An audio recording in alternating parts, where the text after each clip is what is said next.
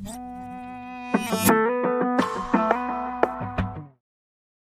a eleição de 2018, eu estava muito angustiado, porque eu conheço os caras. Conheço todos eles. O Bolsonaro, por exemplo, eu fui contemporâneo dele deputado. Né? O Haddad, eu apoiei, sabe? Enfim, conheço todo mundo. Fui ministro do Lula, ajudei a fazer o Plano Real. Eu comecei muito cedo, com 25 anos eu já estava agarrado nesse serviço. Né? E como eu conhecia todo mundo, eu sabia que ia dar um pepino grande. E fiquei muito angustiado, muito angustiado. Eu disse, o que eu vou fazer? Eu não vou deixar meu coração explodir. Então eu resolvi continuar em campanha. Só o que eu ia fazer? Eu subi a favela, que durante a véspera da eleição as pessoas estão predispostas, né? Não, tudo bem, o cara subiu aqui a favela, o que é que ele vai dizer? Ah, só lá vem um cara mentir para cá, mas o povo acaba se predispondo, é natural, né? Fora da campanha, o que eu vou fazer? Vou conversar com o mundo jovem universitário brasileiro. E aí falei, digo a vocês, acho que todas as universidades do Brasil, um negócio de doido, eu visitei universidade por universidade e aí comecei a apresentar qual era o diagnóstico do Brasil, o que está acontecendo.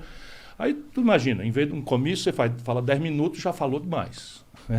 Mas assim, na universidade não, o cara está acostumado com aula de 50 minutos, eu mandava 1h30, diagnóstico, o Brasil, a história, de onde é que vem, tal, o que aconteceu, como é que mudou, e a solução. E eu mesmo fui raciocinando, isso é o meu 4º livro. Né? Então, fui raciocinando e a garotada perguntava, e opa, isso aqui eu não estudei, aí vou estudar. Aí montei uma equipe de assessoramento técnico de top também. Acabou a campanha, o cara não precisa... Estou andando com o Ciro, mas não sou eleitor dele, ou necessariamente não preciso dar satisfação. E pronto, aí eu peguei também muita gente. E aí foi a soma dessa coisa, da minha vivência, da experiência dos jovens me perguntando coisas que eu não sabia responder direito e consultei os especialistas, os caras, a inteligência do Brasil. É que a gente sente que que o Estado é uma relação parasital com o cidadão, tá ligado? Não parece que o Estado tá pra me ajudar, parece que ele tá pra me fuder a todo momento. Tipo, quando eu era jovem, meus pais pagaram escola pública, pagaram escola particular, sempre hospitais particulares. Tipo, o Estado nunca me ajudou em nada, entendeu? E aí agora, que depois, por um milagre, eu comecei a ganhar dinheiro, eu tenho que, pegar grande parte da minha grana e dar para um cara que nunca me ajudou, tá ligado? Isso é devastador, você tem absoluta razão. E assim, o diagnóstico é esse. E aqui no Brasil tem um problema adicional, é que quem normalmente reflete sobre isso, criticamente, e idealiza soluções, ainda que sofra muito, historicamente, é a esquerda. Não porque a esquerda tem uma valoração, como eu acho, pela mera ética de ser solidário. Né? Eu me incomodo de ser feliz se o meu comunitário está numa situação de... Está aí, agora parceiro, eu não aguento ver. Sabe, um frio desse. Lá em Fortaleza é 28 graus o ano inteiro. Mas, você andar em São Paulo, o lugar mais rico da América Latina, e ver essas milhares de pessoas com frio, dormindo nessa noite aqui embaixo de viaduto. Então... é um sentido ético superior. Não pode ser bobo, não pode ser calhorda, muito menos demagógico. Mas qual é a percepção? É essa, Monark. A sensação da classe média brasileira é que ela paga dobrado para viver e que o Estado é um inimigo. Sim. E aí a notícia de uma esquerda conservadora que teve oportunidades por anos a fio e fracassou em mexer nesse sistema, deixou o Brasil nesse curto-circuito. Bugou. Aí, o jogo bugou. Eu vejo o Galo dizendo bugou. Então, o jogo bugou. Chegou no limite. E agora fazemos o quê? O que está acontecendo? Os caras estão apostando do outro lado. Eu exacerbo a minha sobrevivência individualista e mando o coletivo à merda. Certo? Não estou falando um palavrão, estou dizendo como é que as pessoas se expressam. Sim. Ou tu não quer falar palavrão porque ela não deixou? É isso? Ela fiscaliza. Não. Mas a palavra M não é tão... Mas assim, é só para dar uma indicação do sentimento que eu conheço. Eu não sou um teórico, eu escrevo livros, mas a minha experiência é na rua, é na favela. Percebe? Eu ganhei o Prêmio Mundial de Combate à Mortalidade Infantil por uma política que nós fizemos no Ceará. Começou com o meu antecessor, Tasso Gereissati, que foi muita gente pegando junto. Isso ninguém faz nada sério sozinho. Mas quem foi receber em nome do povo do Ceará foi eu, no plenário das Nações Unidas. Da hora, né? Porra. Ali, eu tô com essa foto, assim, só eu tenho esse título e tal. Morre, né? Se morda de inveja. Maneira. Enfim, qual que é o nome do título mesmo? O prêmio chama Maurice Paté. Maurice Paté. É da Unicef, que anotou no Ceará a melhor experiência de combate à mortalidade infantil no mundo. Que foda, naquele hein, período. E qual que é a mágica do Ceará, então, que vocês conseguem ter uma... Mas é um pouco... A minha crença, e eu cito o Ceará com muito medo das pessoas, pô, amanhã vão lá no Ceará, é um estado muito pobre, cheio de contradições, com todos os problemas que o Brasil tem. Apenas lá a política tomou uma centralidade e há um projeto sendo executado e tem resultados concretos. Pode discutir comigo em qualquer ângulo que você... Economia, emprego, renda. A cidade de Fortaleza passou a ser o maior PIB entre as capitais do Nordeste. Imagina, passamos Salvador e Recife, isso não estava no nosso universo de sonhos há 25 anos atrás e estamos indo. Porque essa é a questão, o exemplo. Então, a ideia e o exemplo, né, é que pode adquirir uma militância. E é por esse conjunto de valores que eu estou me movimentando. Então, diante disso, o que fazer?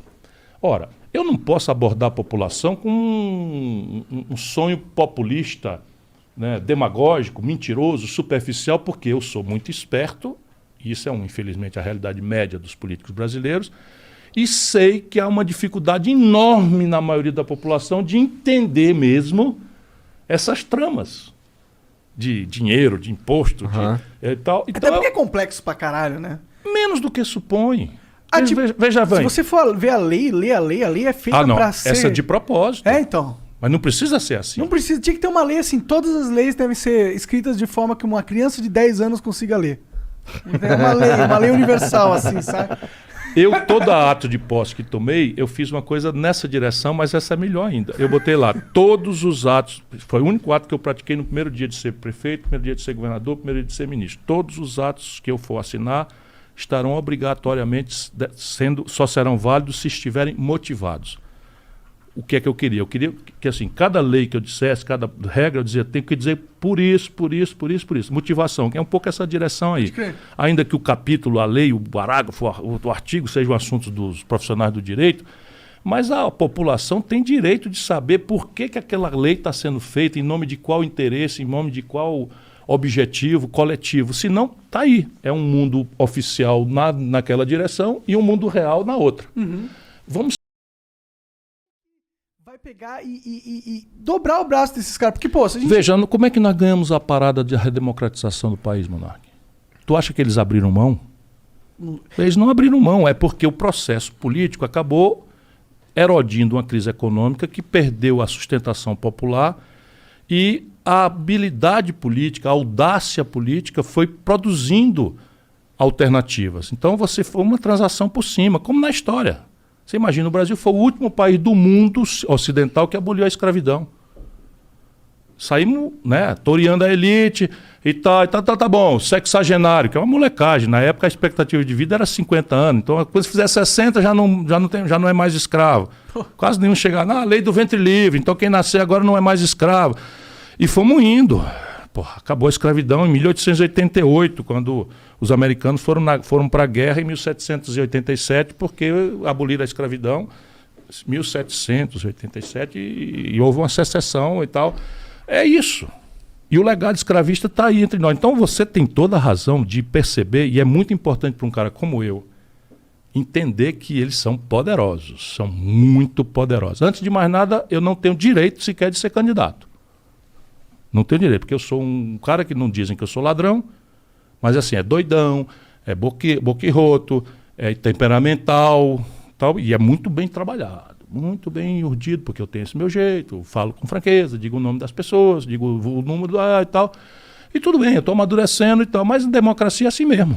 Então nós ganhamos a parada, vencemos todas. Depois é o seguinte, o Itamar Franco, a quem eu servi como ministro, encerrou 30 anos de safadeza na inflação alta. Inflação, Igor, é uma doença da moeda nos manuais de economia de Chicago, é uma doença da moeda. E por ser uma doença da moeda, ela imediatamente, quando ela aparece, eles veem um consenso para acabar com a inflação, porque todo mundo empobrece. O sistema brasileiro é tão calhorda, tão calhorda que nós inventamos só aqui a indexação. O que é indexação? Quem tem dinheiro botava numa moeda que era atualizada. E a inflação para ele, em vez de ser uma doença, virou um negócio. E o povão e a classe média, que não tinha poupança financeira para botar na correção monetária, micava com o cruzeiro, cruzado, não sei o que lá atrás. E esse era uma negociata que durou 30 anos. O Itamar, na maior simplicidade do mundo, foi lá e pumba, acabou. Não que tal. Eu fui ministro da Fazenda, eu ajudei a enfrentar esse sistema. Eu fiz a intervenção do Banesp e do Banerj. O que eles fizeram para tentar impedir na época? O diabo. Por exemplo, como é que morriam os planos? Os anteriores, cruzado 1, plano Brest, plano não sei das quantas e tal. Uma caralhada de moeda diferente. Você tinha uma inflação de 84% num mês. Você imagina, nós estamos falando de uma inflação agora de 8% ao ano e é um absurdo. Sim. Né? O salário mínimo hoje do povo tem o menor poder de compra dos últimos 16 anos. Cesta básica hoje custa R$ 620 e o salário mínimo é 1.000, em número redondo. Então você não dá conta de comprar 2 cestas básicas com o salário mínimo, que na Constituição é para pagar tudo até o lazer. A Constituição brasileira que virou essa grande... Então é o seguinte, pegavam, vamos lá, uma roupa. Uma roupa era assim, um belo dia ela era uma semente de algodão, depois ela foi uma planta de algodão, uma roça, depois ela foi o algodão, depois ela foi o fio, depois ela foi o pano, depois ela foi tingida, depois ela virou confecção, depois ela virou moda, depois virou comércio. Então tinha uma cadeia produtiva. Aí eu congelava dia 10. Dia 10... O fio tinha acabado de ser reajustado o preço e dia 11, dia 12 ia reajustar o preço do pano e está congelado. O que acontecia? Desfazia a cadeia produtiva, porque o fio estava muito alto e o outro muito baixo, porque era inflação de 20%, 30%. E isso gerava fila, desabastecimento, não sei o que e tal. O que nós fizemos? Nós fizemos o seguinte, sabe o princípio da vacina que está em voga aí? O que é a vacina? A vacina você pega o bicho, o vírus, dá na cara dele, fazendo aqui uma metáfora, dá na cara dele, enfraquece ele, e essa é a vacina. Injeta ele enfraquecido, fracão, aí o corpo gera os anticorpos e aprende a lidar. Aprende a lidar, então o próximo que vier, mesmo que venha inteirão, sem a pancada, agora o nosso glóbulo branco está pronto para enfrentá-lo. Nós indexamos a economia diariamente, então fizemos a URV. Então todos os preços eram atualizados, veja que loucura que aconteceu no Brasil, todos os preços eram reajustados diariamente. Isso assim, a televisão anunciava, hoje o preço do feijão, a URV está valendo R$ 3,20. E amanhã é R$ 3,23. Depois da manhã é R$ 3,27. Parece até loucura imaginar que a gente viveu sobre essas condições em determinado período. Mas eu estou lhe dando esperança. Parecia absurdo, ainda fazia 20 anos que isso acontecia. Caralho. Um centavo. Só porque o brasileiro se garante mesmo, desenvolveu um respirador em 3 meses. Aqui na Embraer, desenvolveu-se um respirador em 3 meses. É nada, é uma bobagem. O Ceará desenvolveu na escola de saúde pública que eu criei, mas os cientistas do Ceará, com tostão, desenvolveram um elmo que protege 80% das pessoas de ser entubada, porque cria uma pressão de oxigenação sem precisar entubar. O brasileiro está pronto. Sabe o que é que nós gastamos, Igor e Monark? Antes da pandemia, sabe quanto é que o governo federal, com o tostão que falta para o povo brasileiro, empregando gente na China, na Europa, nos Estados Unidos, com dinheiro do nosso povo, 17 bilhões de dólares por ano do complexo industrial da saúde. 30 anos depois de governo petista e PSDB e tal, não sei o quê. Percebe, eu estou falando isso para a gente pensar no assunto. O dinheiro está aí, cara, não está faltando dinheiro, 17 bilhões de dólares. A demanda do mercado doméstico brasileiro nos permite ter uma escala que dá para virar um polo exportador de produtos do complexo industrial da saúde. Eu posso só pegar esse dinheiro e usar direito. A patente disso está vencida.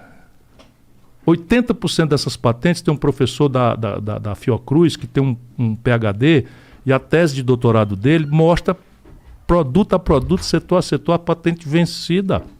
Sabe o que é patente vencida? Você não pagar royalties e fazer copia e cola. Antes da gente apostar na inteligência tecnológica, copia e cola. E bota isso no Vale do Ribeira, bota isso no interior do semiárido do Nordeste, bota isso no fundão da Amazônia. Porque a compra é governamental, percebe? Você determina um benchmark para ter eficiência. 1000 ferramentas para fazer. É só uma questão de vontade política e inteligência. É questão de modelo de compreensão, porque no Brasil você tem... corrupção. Corrupção é um grande problema, mas o problema mais grave e letal é a incompetência e falta de imaginação institucional que fudeu o país. Opa, escapou. Ferrou o país. Ferrou Só o Brasil. Vocês estão preocupados com isso na humanidade, eu acho. Não, sou eu que... Eu não quero. Eu quero ver que as pessoas que eu tenho capacidade de... Mas é muito exasperante, sabe? É não perder a calma diante dessas coisas que são revoltantes. O dinheiro está aí, cara. Nosso povo desempregado. A inteligência brasileira é capaz de fazer. Dinheiro público. Compreende? E ficar essa turma num debate absolutamente vil, de choques de personalidade, de ódios, de sei o quê. Vamos ao terceiro complexo industrial do agronegócio. Nós somos a agricultura e a pecuária mais competitiva do mundo. Vocês estão sabendo que mais da metade dos custos de produzir soja, milho, boi, frango vem do estrangeiro? Um país onde sobra os materiais, nitratos, fosfatos, não sei o que e tal, importa todo o fertilizante de multinacionais. A mesma razão, roubalheira? Veja, não, eles têm uma questão que é financiamento barato, porque aqui o financiamento é estrangulado, eles têm tecnologia, eles têm escala. Então a tendência é que tem uma certa eficiência. Porém, eu tenho política de tributos, eu tenho política de crédito, eu tenho política de tarifa de proteção transitória, eu tenho outras ferramentas numa guerra econômica. Só que o Brasil está na guerra econômica desprotegido, cara. Desprotegido. Não tem governo nesse país há muitos anos. Só tem governo para fazer perfumaria. Sabe, estratégia não tem mais. Não tem estratégia, um projeto de país. Por onde é que nós estamos indo? Estou dizendo potenciais. A metade do que os agricultores brasileiros gastam por ano é em dólar. Aí o dólar é muito bom para eles exportarem, mas uma parte do lucro dele é comido porque o dólar alto fica caro os insumos. O cara vai em Xanxerê, eu conheço o Brasil inteiro com profundidade, vai em Xanxerê, que é a capital brasileira do milho. Um saco de semente de milho, a unidade dela aqui é caroço. Contém este saco 2.000 caroços, 2.000 sementes. O cara paga 350, 400 reais e produz o milho. Quando ele produz o milho, 60 quilos a saca de semente é 60 reais, 70. Agora melhorou, mas chega a 60, 70 reais. Esse valor agregado aqui da semente é uma multinacional. A semente do milho que nós estamos plantando em Xanxerê, em Santa Catarina, é multinacional. O fertilizante, os defensivos agrícolas, você pode fazer uma aposta numa linha nova de defensivos agrícolas biológicos ou biotecnológicos. O Brasil tem a Embrapa, ela faz qualquer coisa. Só existe soja no Cerrado. O Cerrado era um deserto, onde não dava nada. O Estado brasileiro, a inteligência tecnológica brasileira produziu esse fenômeno. A Embrapa produz algodão colorido em Campina Grande. Assim mesmo. Já vem colorido. Já vem colorido. O algodão, eu já vi o algodão amarelo, já vi o algodão azul. Ah, que da hora. É isso. Assim, tá o pandareco, não tem dinheiro nem para os custeios, nada. Se acabou o INPE, vai desligar o supercomputador agora. Na maior crise hídrica, que o INPE é quem acompanha o clima e é quem acompanha o nível dos reservatórios, vai fechar o INPE, vai fechar o supercomputador porque não tem dinheiro, porra. Revoltante essa porra. Imagina para um cara como eu, que queria estar no lugar para resolver isso. Isso não se explica. Complexo industrial do agronegócio, complexo industrial da saúde, complexo industrial petróleo, gás e bioenergia e complexo da defesa. Tu tá sabendo que as comunicações militares brasileiras são processadas por satélite americano?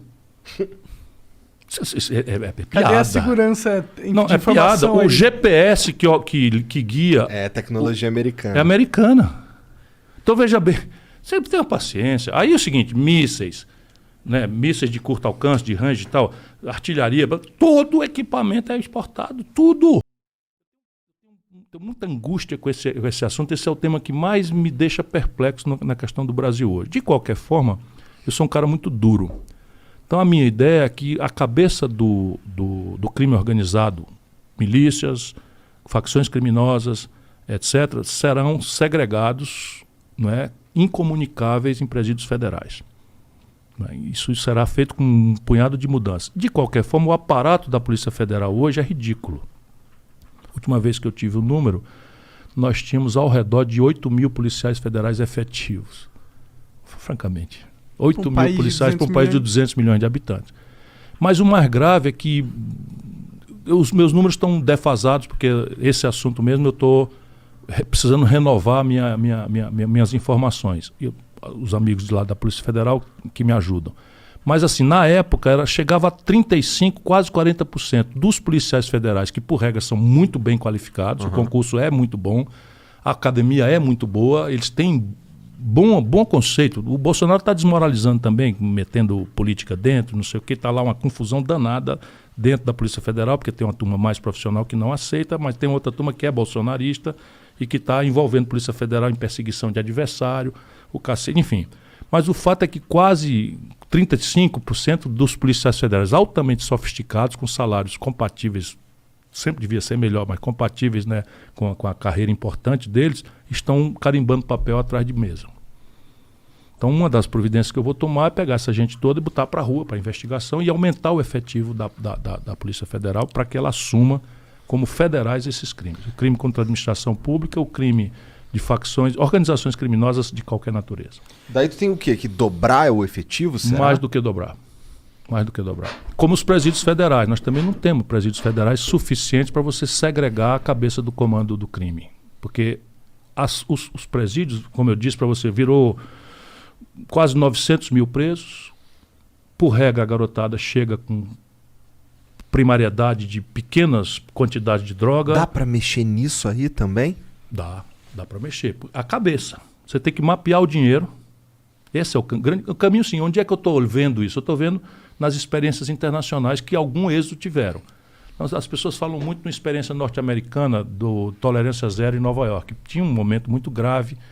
A gente vê nos filmes, né, não só os anos 40, os anos 50, do gangsterismo, da máfia, mas facções criminosas perigosas no Harlem, não sei o que e tal. E houve ali uma política de tolerância zero. Mas as pessoas, e quando eu fui estudar, ela é da cultura americana, porque envolveu uma coordenação política do Judiciário e do Ministério Público, que é muito improvável que a gente consiga fazer.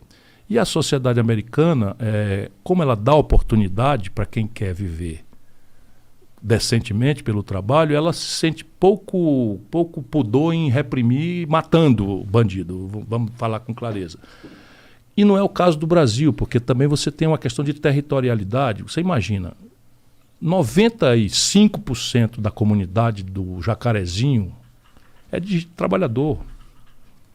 Aí tem gente de esquerda que acha que a miséria gera violência. É mentira. Mentira. O povo pobre é trabalhador, é decente, é honesto. E desenvolveu, dado que é muitos anos, desenvolveu um modo de conviver com a bandidagem por um misto de medo, terror e clientelismo. Eu conheci o Ben-TV na Rocinha, filho de cearense, eu fui lá andar, não sei o que e tal, ele pediu para me conhecer e tal. Então, enfim, tá bom, vamos conhecer o cara e tal. E era um garotão novo, mataram logo em seguida e tal. E era isso, é terror e clientelismo. Eles ficam ali. Quem faz medo é a polícia.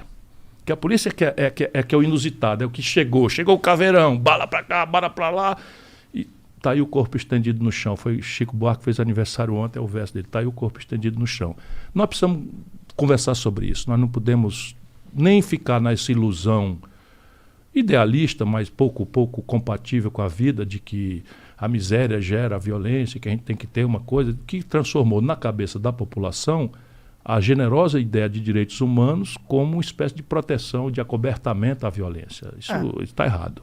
Está errado. Não é assim. Bandido é bandido e bandido tem que ser enfrentado como bandido. Não dá para não trocar tiro com uma facção criminosa organizada, porque o único jeito de você vencer eles é Não, veja bem, se você tiver, vamos lá, uma área aberta em que a mira seja, quando você quer, nenhum problema, eu entendo isso. Nenhum problema. Eu fui governador, cara. Fui governador, comandei a polícia. Não tem um problema nenhum, tá tudo certo. Antes que morra um policial decente, que morra o bandido, se ele tiver na condição de legítima defesa ou estrito cumprimento do dever legal, está tudo certo, não precisa mudar lei nenhuma, a lei já é assim e tal. Só que na territorialidade brasileira, a favela é uma espécie de feudo no passado. Eles sabem disso, então você não pode entrar atirando. Você não pode entrar atirando e ficar displicente, porque morreu uma pessoa. Não, a população acaba servindo de escudo humano para os caras. Total. Então o que você tem que fazer tem que fazer a inteligência, mapear. E deixa eu te dizer uma coisa que eu tenho segurança. O chefe do tráfico não mora na favela. Ah, sim. Mora na Paulista. Mora lá no Alphaville de Fortaleza. Sabe? Mora lá, frequenta então, os restaurantes. Lá no Congresso, então. Tem também. Não prenderam, não pegaram um helicóptero com o avião do Bolsonaro. É o cara do exército lá, né? O sargento lá, né? Sim, mas peraí, não tem um chefe disso? Não tem nada. Cadê a explicação? Pronto, sumiu. O cara, um oficial, quer dizer, um membro das Forças Armadas Brasileiras, tenente, flagrado, é um sargento, flagrado num país estrangeiro. Isso é a maior vergonha que eu já passei na minha vida.